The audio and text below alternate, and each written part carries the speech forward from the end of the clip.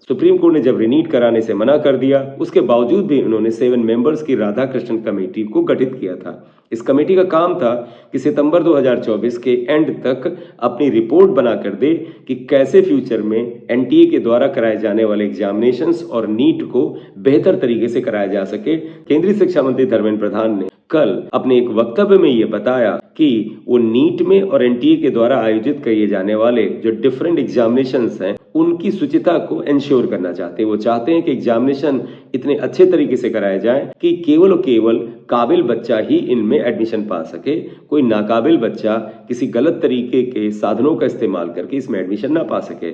इसके लिए उन्होंने डिफरेंट स्टेट्स के जो शिक्षा विभाग है उनसे अनुरोध किया है कि वो कोऑपरेट करें, जिससे कि नीट का जो एग्जामिनेशन है और साथ ही साथ एनटीए के द्वारा कराए जाने वाले अन्य जो एग्जामिनेशंस हैं वो भी सही से कराए जा सके। शिक्षा मंत्री जी ने ये भी कहा है कि जो कमेटी के सुझाव होंगे उनको ग्रेजुअली अप्लाई किया जाएगा। ग्रेजुअल एप्लीकेशन का मतलब हुआ इमीडिएट इफेक्ट से 2025 में सारे चेंजेस नहीं लगाए जा सकते। तो इसलिए आप में से ऐसे विद्यार्थी जो ये सोचते हैं कि 2025 में कुछ ऐसे चेंज आ जाएंगे जो कि नंबर ऑफ अटेम्प्ट्स या एज लिमिट से रिलेटेड होंगे, तो आपका चांस कहीं मर न जाए, आपका चांस कहीं खत्म ना हो जाए, तो आप चिंता ना करें। ये जो बेटा रिफॉर्म्स हैं, सजेशंस हैं, ये ग्रेजुअली धीरे धीरे आने वाले ईयर्स में लगाए जाएंगे। तो पहली तो ये एक इंपॉर्टेंट बात है। दूसरी इंपॉर्टेंट बात है कि नंबर ऑफ अटेम्प्ट्स की लिमिट को अप्लाई किया जा सकता है। और ये लिमिट क्या है? इस कमेटी ने जो सजेशन दिया है उसमें मैक्सिमम 4 अटेम्प्ट देने की बात की है। यानी आने वाले ईयर्स में, जरूरी नहीं बेटा 2025 से ही, लेकिन आने वाले ईयर्स में नंबर ऑफ अटेम्प्ट्स को 4 पर लिमिट किया जा सकता है। बेटा इसके पीछे कमेटी का लॉजिक ये है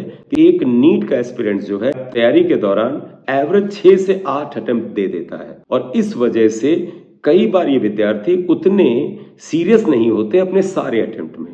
इसमें से बहुत से विद्यार्थी अपने शुरुआती अटेम्प्ट्स जो होते हैं, पहला, दूसरा या तीसरा अटेम्प्ट, उसमें उतने सीरियस नहीं होते हैं जितना कि एक कॉम्पिटिटर को होना चाहिए। इसलिए अगर अटेम्प्ट लिमिट को फिक्स कर दिया जाएगा तो ये विद्यार्थी जो हैं, जो असल में नीट कंटेंडर हैं, वो पहले अटेम्प्ट से ही अपना मैक्सिमम एफर्ट डालेंगे। इस बात में तो दम है कि जब नंबर ऑफ अटेम्प्ट्स लिमिटेड होंगे तो फिर स्टूडेंट्स अपने हर अटेम्प्ट में 100% एफर्ट डालने की कोशिश करेंगे। तो नंबर ऑफ अटेम्प्ट की जहां तक बात है उसको लिमिट किया जा सकता है। जहां तक एज लिमिट की बात है, अभी तक जो बेटा फिल्टर होकर के न्यूज आ रही है उसमें एज लिमिट पर कोई क्लियर बात नहीं की गई है। और ध्यान रखें बेटे, एज लिमिट इमीडिएटली 2025 वगैरह में लगाया भी नहीं जा सकता। इसलिए एज लिमिट को लेकर के अभी आप चिंता ना करें, बिल्कुल वरी मत करिए कि 2025 में ही सब कुछ लग जाएगा, ऐसा नहीं होता है। इमीडिएट इफेक्ट से इसे नहीं लगाया जा सकता।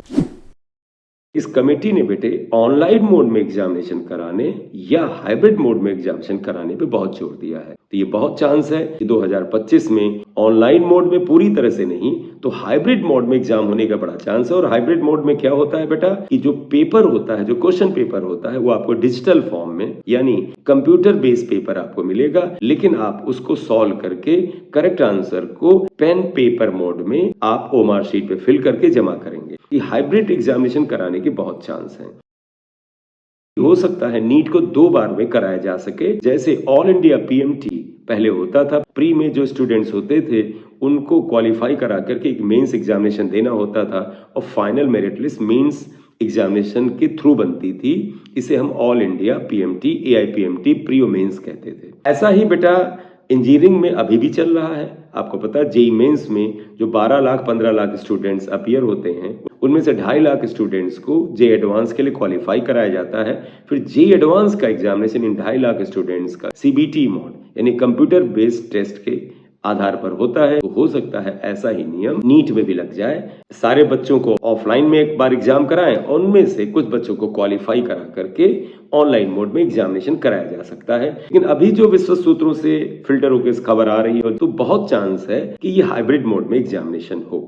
अगला इंपॉर्टेंट सजेशन जो निकल के आ रहा है वो इस कमेटी ने कहा है कि हो सके तो केंद्रीय विद्यालय और जवाहर नवोदय विद्यालय को ही मुख्य रूप से सेंटर बनाया जाए। कमेटी का कहना है कि स्टेट लेवल पर जो गवर्नमेंट हाई स्कूल और इंटर कॉलेज वगैरह होते हैं उनको सेंटर बनाया जाए। जवाहर नवोदय विद्यालय और केंद्रीय विद्यालयों को सेंटर बनाया जाए। जब गवर्नमेंट स्कूल और इंटर कॉलेजेस सेंटर होंगे तो वहां पर गवर्नमेंट की टीचर और कर्मचारी ही ड्यूटी कर रहे होंगे। तो ऐसे कर्मचारी जो हैं वो ज्यादा रिलायबल होते हैं और किसी तरह के अनफेयर मीन में इन्वॉल्व होने का चांस कम रहता है। आपको ध्यान होगा 2024 के नीट में जो अनियमितताएं आई उसमें सबसे बड़ा कारण था आउटसोर्सिंग का। ज्यादातर काम बेटा बाहर की एजेंसी से कराया जा रहा था, जिनके कर्मचारी जो हैं वो पेपर को आउट कराने में, लीक कराने में लिप्त पाए जा रहे थे। ऐसी न्यूज रही डिफरेंट प्लेटफॉर्म पर, बहुत सारे सबूत भी मिले, लेकिन फिलहाल सुप्रीम कोर्ट ने इन बातों को नहीं माना था।